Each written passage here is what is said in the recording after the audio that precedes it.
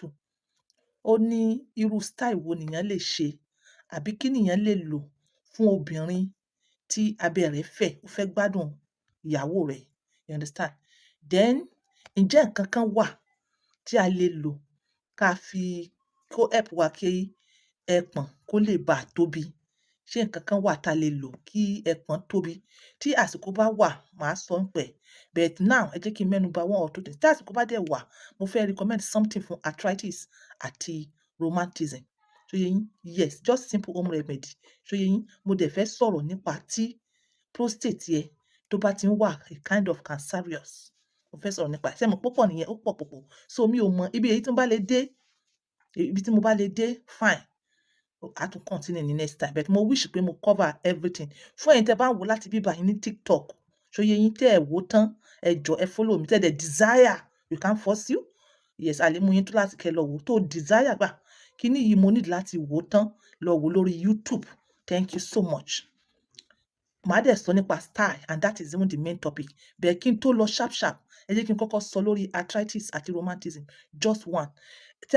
Ta ló mọ èso kan tá à ń pè ní avocado pears? Avocado pears. Sórí èso yìí lọ wá níwọ̀nba. Tó bá wá níwọ̀nba, open ẹ̀. Tó bá open ẹ̀, seed tó wà nú wàá gé. Má jẹ́ kó gbẹ kó tó gé. O lè má lè rí gé mọ́. Gé ní tútù kó wá sá. Tó bá gbẹ, make sure pé sísá rẹ̀ kì í ṣe ìta. Sísá rẹ̀ inú ilé ni. Alhamdulillah, weather tá wà ń sìn, ó máa ń mú kan dry sharp sharp. Tó bá ti wá gé pieces kó wá sá. Bó bá ṣe ń sá wàá máa gún. Bó bá ṣe ń sá wàá máa gún. Yes, tó bá ti wá gbẹ kánrínkánrín, wàá wá oyin gidi, wàá fi mix ẹ̀, wàá máa là. Yes, wàá máa là. Precisely, bó bá ti mú teaspoon ọyọ kan, ó ti tó. You understand? But tó bá jẹ́ pé ìwọ tó ní kí lórúkọ ẹ̀, diabetes ni. Tó bá ní diabetes, sá fún honey. Tó bá ní diabetes, sá fún honey. Kíní kan, natural honey ni. Sá fún honey. Any natural sweetens ó lè trigger high glucose. Yes, very, very well. Very, very well. You understand? So tó bá jẹ́ pé o ní diabetes, eléyìí ni consider eléyìí. Consider eléyìí. Garlic, àlùbọ́sà eléwé ti Yorùbá local. Àlùbọ́sà eléwé ti Yorùbá local. Ginger tútù. Gún gbogbo ẹ̀ pọ̀. Wá níwọ̀nba. The same proportional. You understand? Kó wá gún. Tó bá gún, kó wá rọ́ sínú ìgò. Kó wá mú òroǹbó. Èmi, most of my recommendation, ẹ rí pé mi sábà sọ òroǹbó sí. Bẹ́ẹ̀ eléyìí lo òroǹbó. Òroǹbó tó bá lò púpọ̀ jù ó lè cause ulcer. Yes, ó lè cause ulcer. Tó bá dẹ̀ lò púpọ̀ jù ó lè tini. Ẹ bá sọ fún pé kíní kan wo ló back ẹ̀. Woman feasibility studies ló back ẹ̀. Woman feasibility studies. Ó ní herbal lèmi. Kò dìgbà tí science kan tó bá support ẹ̀. Tó bá mú jù, ó máa increase. Tó bá mú láàmú jù, ó máa increase acidity level rẹ̀. Tó bá dẹ̀ lò jù, ó máa tini àtọ̀ rẹ̀. Tó bá dẹ̀ lò jù gan, like tó bá ti ń tini àtọ̀ rẹ̀, ìwọ gan ò ní lè ṣe dáadáa púpọ̀ mọ́. Yes, so lórí àtọ̀ yẹn, ó ń tini àtọ̀. Ó ní because everything máa bẹ̀rẹ̀ sí ní gígígígígígígígígí ní. Okay? Nísìnyí, wá lime torí tara arthritis. Wàá gé lime bí 4, wàá gé sínú ẹ̀. Wàá wá omi 1 litre. Wàá wá fi soak níwọ̀nba torí yẹn. Tó bá dẹ̀ pọ̀ jù níwọ̀nba yẹn lọ. Tó bá pọ̀ jù yẹn, o lè ṣe sínú omi 2 litres. You understand? So wàá máa mu shot kan láàárọ̀, shot kan nírọ̀lẹ́, shot kan láàárọ̀ títí symptoms yẹn tó fi lọ. That is knowledge, keep it. So ìyẹn, that is that. So ẹ̀yin tí tèmi, ẹ jẹ́ kí n sọ the main thing of the day. Okay, ẹ jẹ́ mẹ́nu bẹ́lẹ̀ squarely. Mo ti recommend fún prostate rí, lọ wò. Fún ìwọ tó bá sọ wípé ó sì ń dà ẹ́ láàmú. Yes, prostate management wà. But o need to cut down on so many things tó ń jẹ. Torí tó bá ń lo herbal, tí ò ń jẹ àwọn certain things yìí, tó ń lo maggi jù, tó ń lo sugar jù, tó ń jẹ ẹran dídín jù, you understand? Anything tó bá máa jẹ́ kó sanra, tó ń ṣe jù, ò ní rí result ẹ̀. Tó bá dẹ̀ ń lo herbal, cut down on seasoning. Everything lórí maggi ni, náà ni, royco ni, gbogbo àwọn kìíní yẹn, coops yẹn, cut down. Gbogbo nǹkan tó ń jẹ́ kó jẹ́ dùn, cut it down.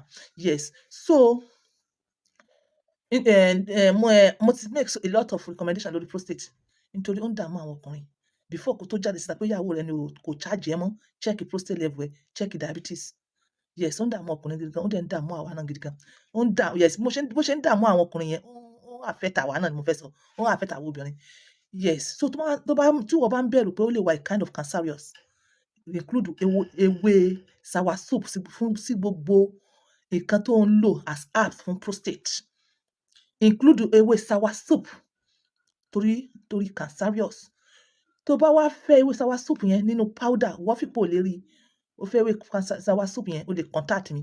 Ṣé ẹ rí statement pé má jẹ́ kí wọ́n scam ẹ yẹn? That statement is wrong. Nítorí pé kí ni? Ṣé okay, Ajia, ẹ bá mi wéwé soursop, ẹ bá mi wógun erectile dysfunction. Ṣé ó kàn máa disappear wá sọ́dọ̀ mi kí tó send ẹ̀ sí ẹni? Ìwọ náà mọ̀ pé process ló máa lọ. Owó process lẹ́ ń san.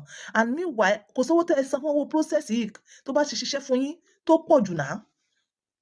Tó bá ti ṣiṣẹ́ ni wàhálà, tó bá ti ṣiṣẹ́ fún yín, alhamdulillah. Meanwhile, gbogbo nǹkan tí mo recommend, gbogbo ẹ̀ ló ṣiṣẹ́. Program tí mo fẹ́ tí mo ń lọ yìí, ó ń ká mi lára ju ẹ̀yin náà mọ point náà.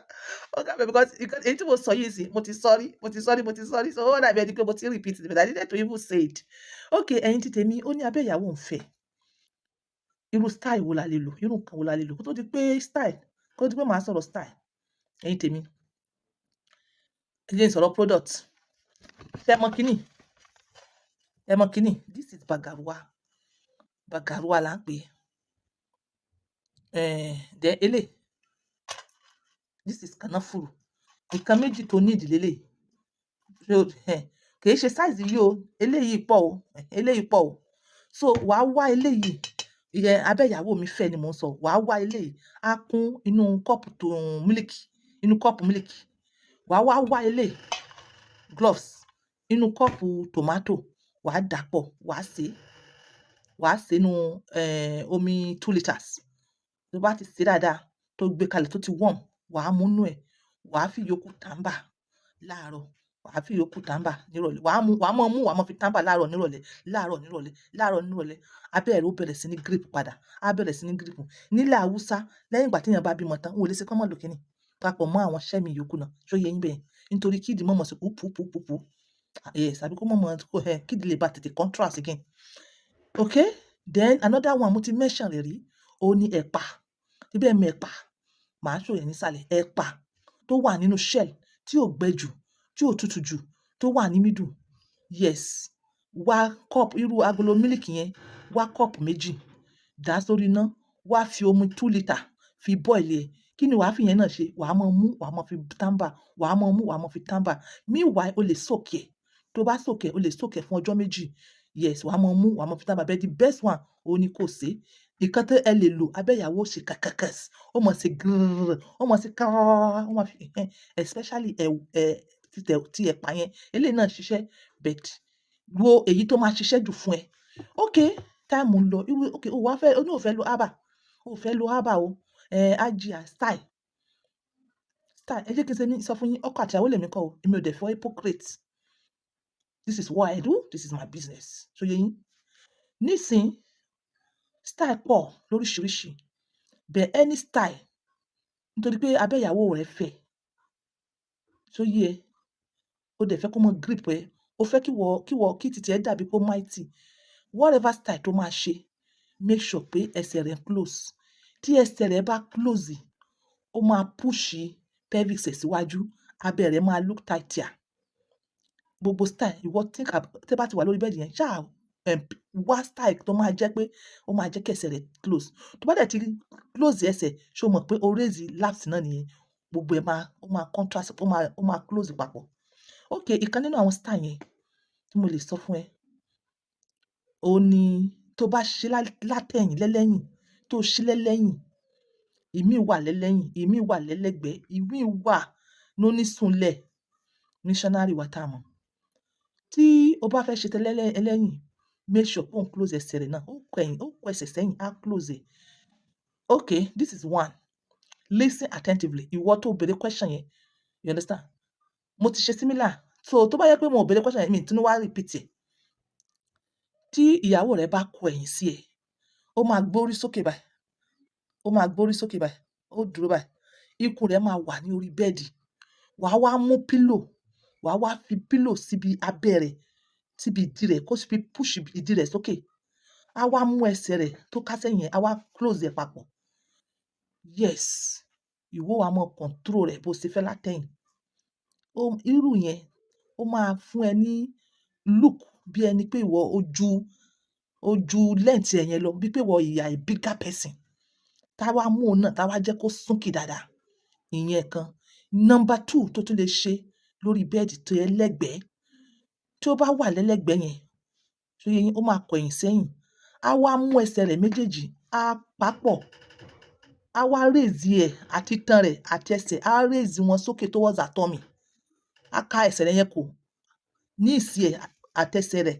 Á wá ká kò towards, ìmọ̀ bí ẹ understand. Bóyá ni o, mo lè share eléyìí style yìí sí Telegram mi, bóyá. Ṣó yé yín, á kọ ẹ̀gbẹ́ ló máa wà. Ìwọ náà máa wà lẹ́yìn ẹ̀, ìwọ kọ́ máa wà lẹ́yìn ẹ̀ ní orí bẹ́ẹ̀dì. Ẹ máa lie down ní sideways papọ̀. Ó wá kọ ẹ̀yìn sí ẹ, ó kọ ìdí ẹ̀ sí ẹ.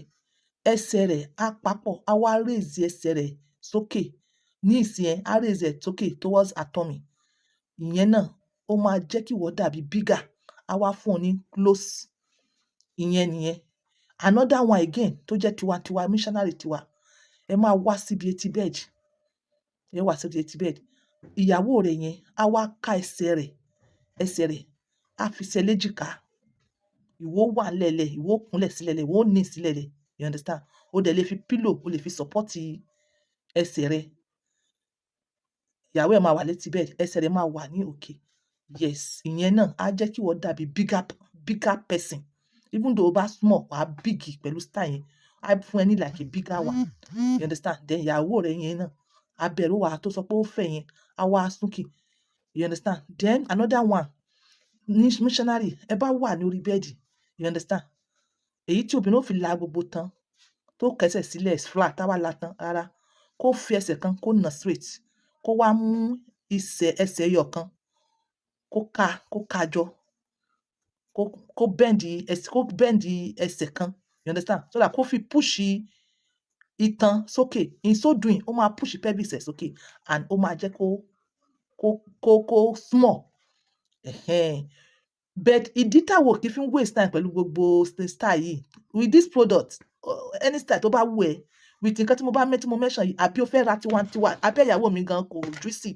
O fẹ́ ra tiwantiwa, ó ní wàhálà gbogbo nǹkan tá à ń sọ yẹn, gbogbo wàhálà style yìí, kò ní sí gbogbo wàhálà yẹn. You understand? Àwọn product náà lélẹ̀ tó lè help abẹ́ ìyàwó rẹ̀ tight or juicy. You understand? Oní mímu, oní jíjẹ, oní ríra. Báwo lẹ ṣe fẹ́ sí? Do you understand?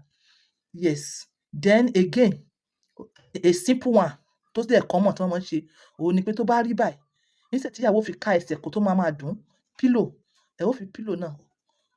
Ẹ lè lo pillow in 2 ways. Pillow lórí missionary, pillow lórí ẹlẹ́yìn.